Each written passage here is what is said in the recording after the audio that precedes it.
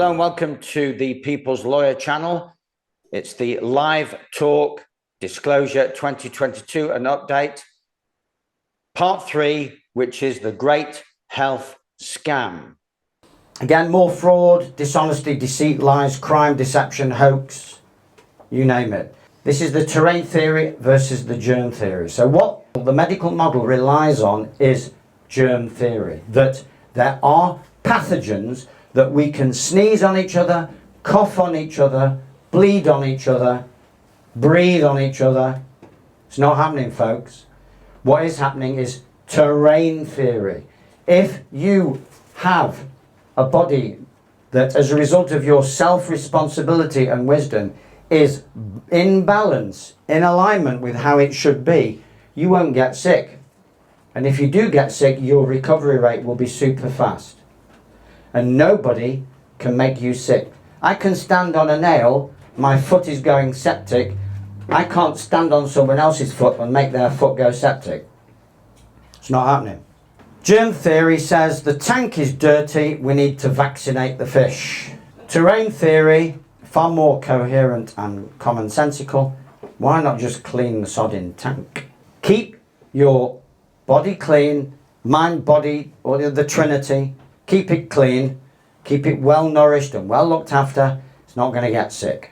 And if it does get sick, it's because the environmental toxins were so heavy that it overloaded you. More about that in a minute. The snot experiments. There is another more polite word for this experiment. The American Public Health Association, which is the US equivalent of the NHS, National Health Service, they carried out an experiment using the soldiers that fought World War I. And they were desperately trying to prove germ theory, that sick soldiers could make well soldiers sick. But they couldn't.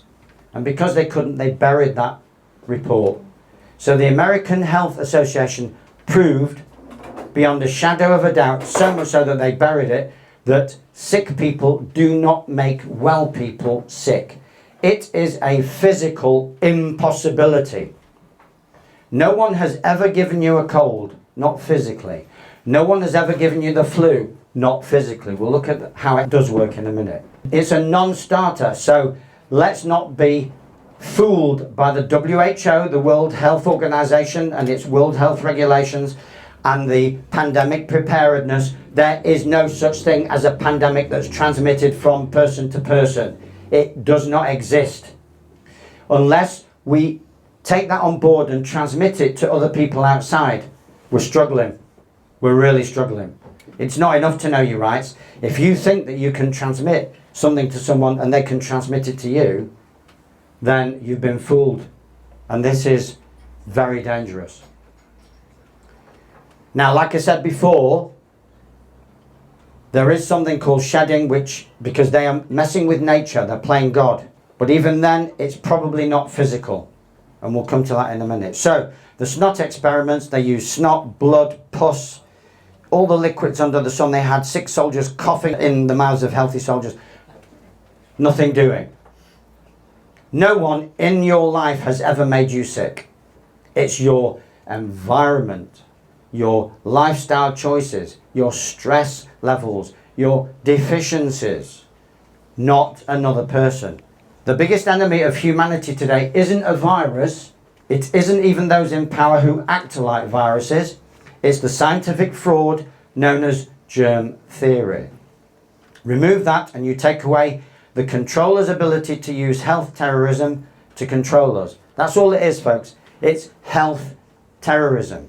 Just as they used terrorism when you were at school, when you're older, they use health terrorism. It's all terrorism. CV19 was pure terrorism. Nothing else. Not a pandemic. Well, a pandemic of fear, if you like. Fear porn. But it was health terrorism.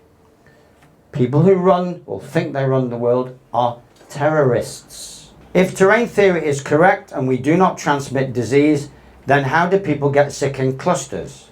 Because we do, don't we? We get sick. Sometimes when you get sick because someone in the house has got sick, it doesn't mean that they've made you sick, because how many times did you get sick and they didn't? And how many times did they get sick and you didn't? We're mind controlled into thinking, oh, we both got sick at the same time, so we must have made each other sick or whatever. Doesn't work that way. But how does it work? Well, Rupert Sheldrake has got a field, morphogenetic field. So it's kind of top down. Think of starlings, termites, ants. They behave a certain way because they're receiving signals. Starlings that are 200 of them or 300 of them can turn on a sixpence. And they haven't had time to consult with each other. You know, they haven't got mobile phones. Right, are we turning now or should we wait another 2 miles? They just turn. There's a source of information that's making them turn at the same time. Well, this same source of information can make 2 people or 3 or 4 or 5 sick at the same time. If it's a dissonant, if it's a non-aligned source of information, disharmonious, incoherent. Does this make sense? My level of incoherence it's got nothing to do with you. It's personal to me. And my symptoms are also personal to me. Symptoms are the effect, and we'll look at that in a minute. Symptoms, remember, are the effect. Just as turning on a sixpence, 200 starlings, or termites or ants, they've got no unions, they've got no way of divvying up the tasks. They just do it as if there's a command centre, which is above and beyond, top down, from the field. And again, I don't have time, this is not the time or place to go into how that works. Bioresonance. There are bioresonance practitioners out there. We give off frequencies. We receive frequencies. When those frequencies are out, we get sick and we show symptoms of sickness. Pheromones. You can biochemically affect people pheromonally. Women do it to men all the time. Pheromonal. That's how you can keep your man, you know, in line, isn't it? You've got the magic of pheromones. So it doesn't mean you're making him sick, but we do affect. I was tempted to go further with that one, but there you go. So your DNA is a fractal antenna. The DNA, the little proteins on your cell membrane, pick up signals from the field, from the environment, translate them, and push them through into the cell. So cellular change is the result of fractal information, fractal processes, subtle processes that become physical eventually, but they have to be subtle first. They can't go physical thing, flying across the airwaves, becoming a physical thing in another body. That's not how it works, folks. Nobody ever pretended that it did, and the elite know that. They know that germ theory is a load of nonsense.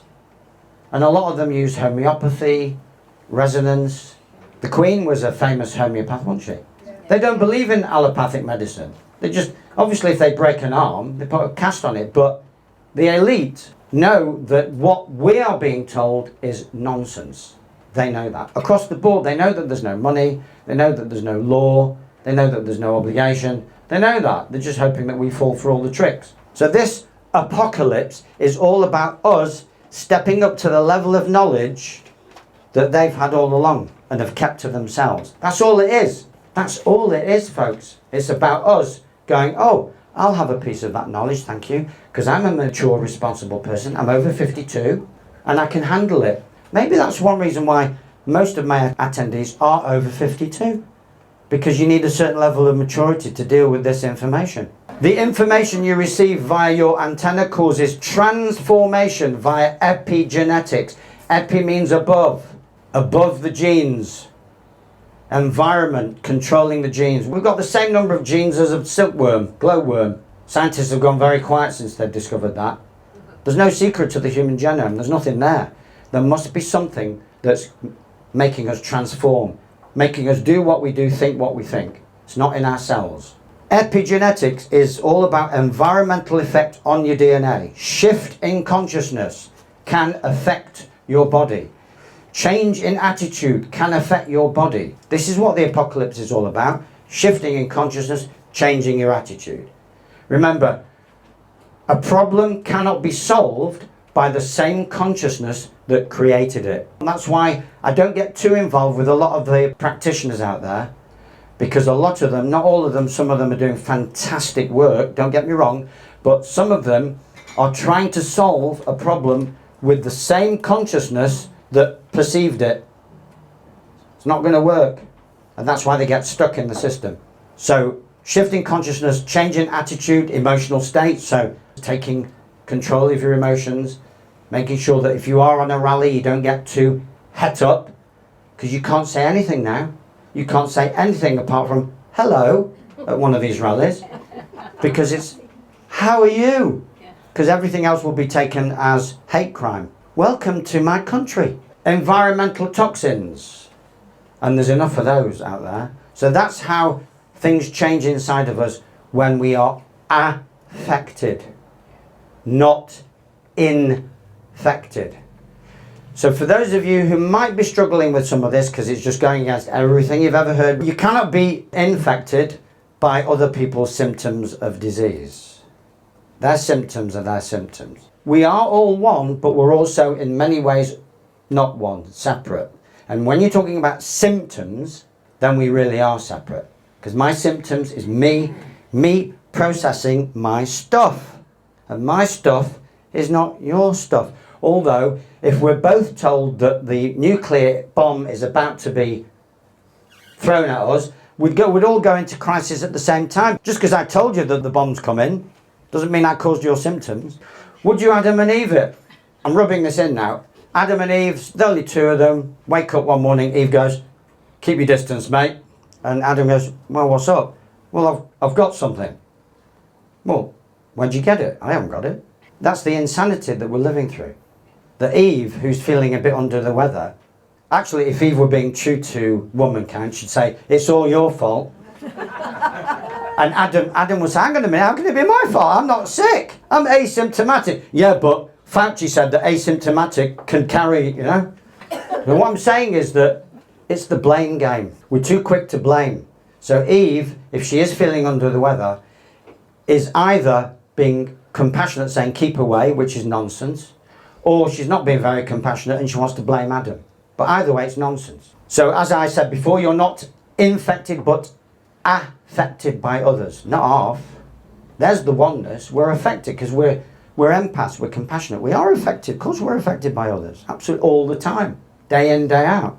So let's go back to the concept of virus. So now that we've undone virus and we've revealed it as toxin, what use now has that word virus? Does it mean anything? Should we just strike it out, delete it, cancel it?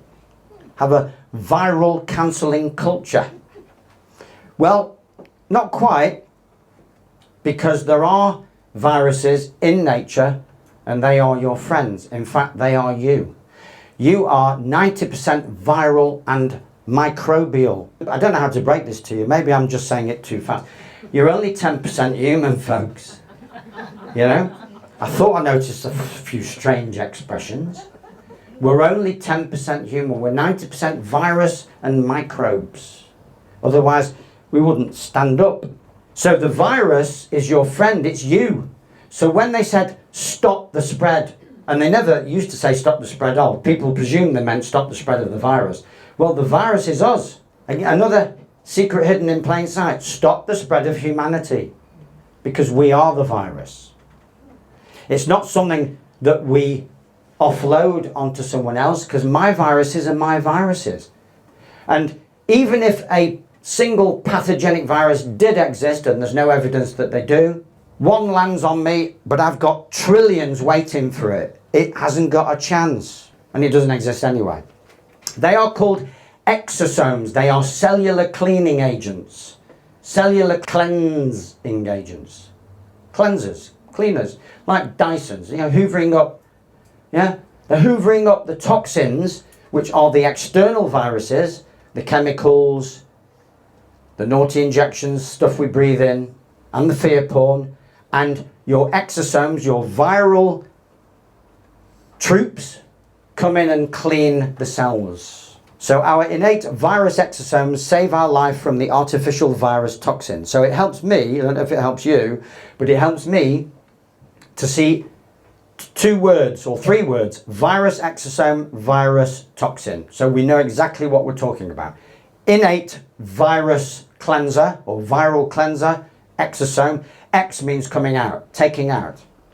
or artificial viral toxin coming in, which is really something that, like I said, lands on your head.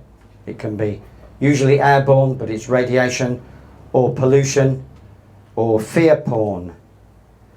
And our bacteria, so you've got good bacteria, that's why people who eat probiotics, fermented foods, are doing themselves a big favour. When the exosome, the virus, goes into the cell and pulls out the toxin, your good bacteria now clean up the mess, clean up the dead cell debris. The cell has died. The toxin and the virus, so that's the toxin coming from the outside that got past the main gatekeepers, and it can't get past the exosomes.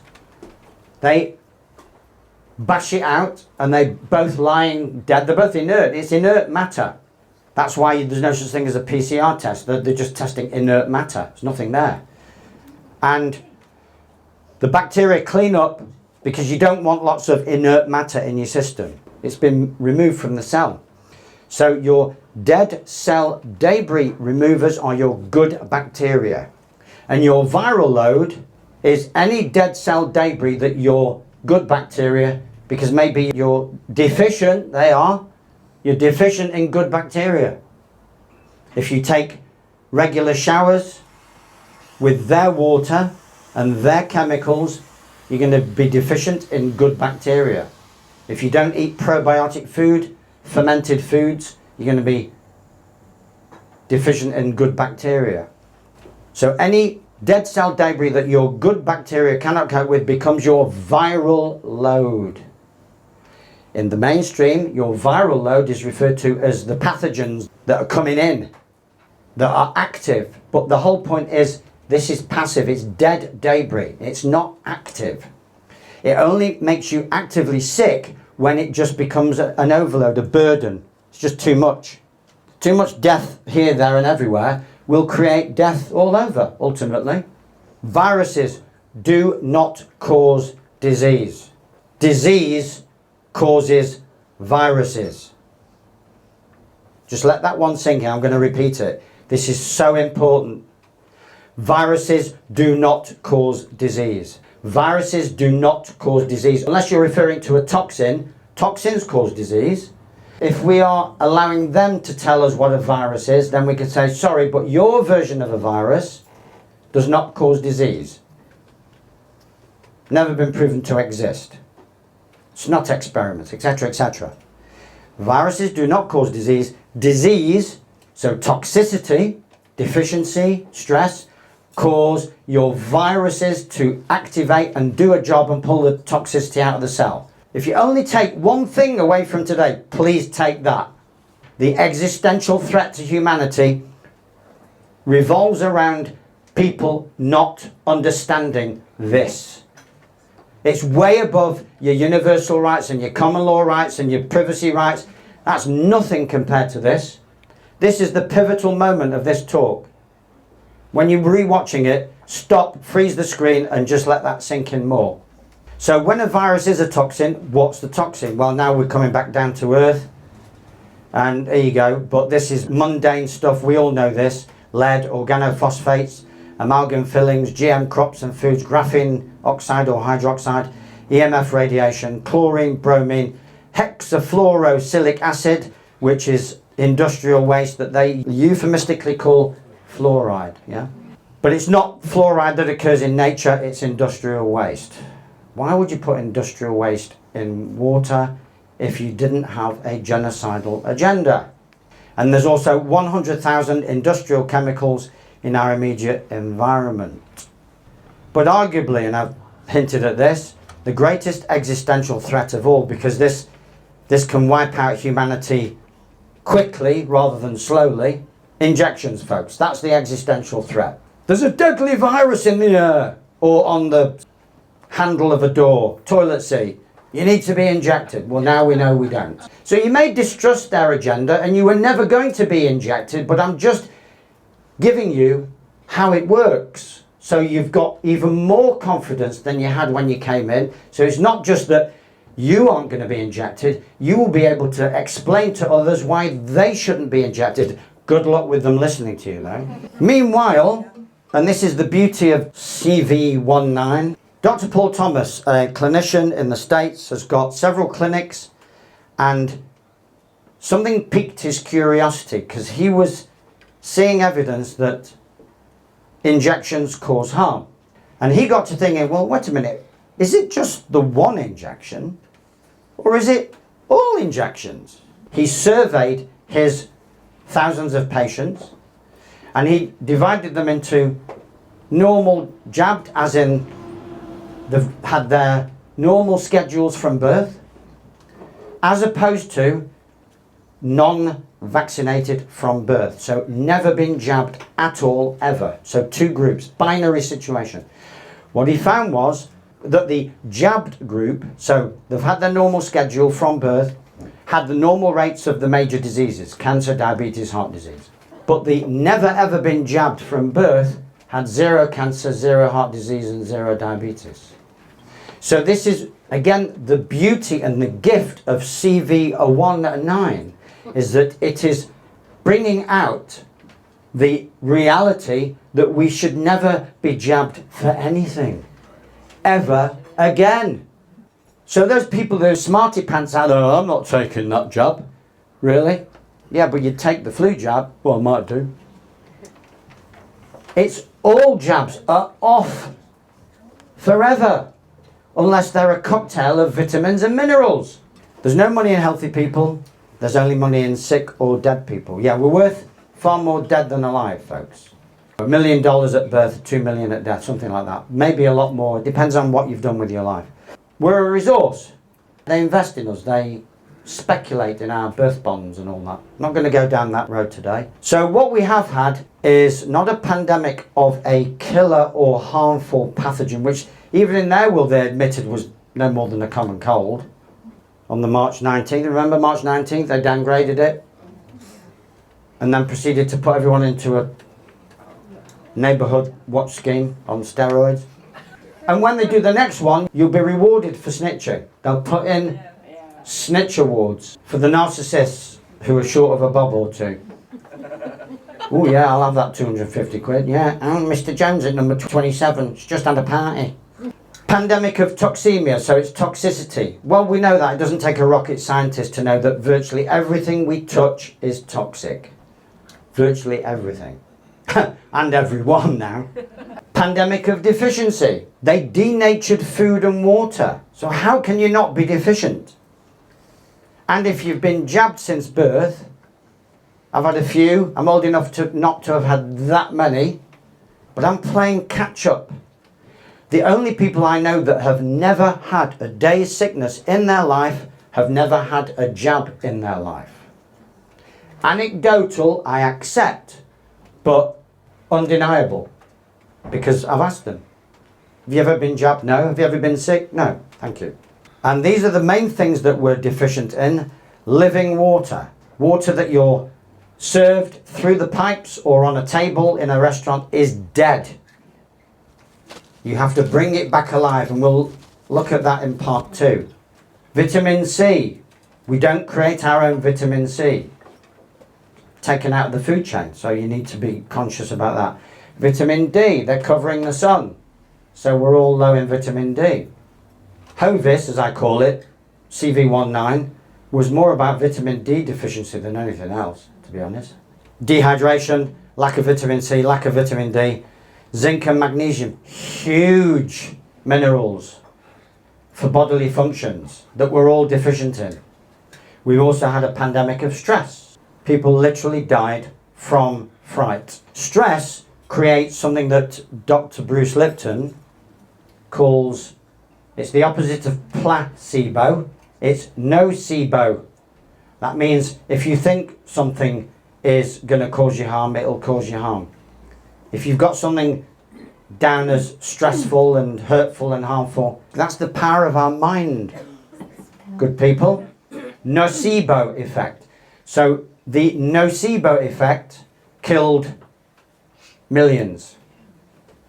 Not a non-existent pathogenic virus, the nocebo effect. And then very dodgy medical practice did the rest. 30,000 were killed by ventilators. I think that's UK stat, isn't it? What we experienced in early-ish of 2020 was in effect, a global panic attack. One of the symptoms, I should say, of a panic attack is shortage of breath. So there you go. Nocebo effect, shortage of breath. And if you've got shortage of breath and you're panicking, doctors will do the rest and give you a good death. Alert, 5 confirmed ways monkeypox is spread. There you go, BBC, ITV, Channel 4, Channel 5 and Sky News. That's how it works. That's not comedy, that's actually how it, well, it is comedy, but you know what I mean. That's how it works. That is exactly how it works. Let this sink in. For the first time in human history, we can transmit a disease we don't have to those who are allegedly immunized against it. Your symptoms, I'm reiterating something that I said before, your symptoms are not the problem.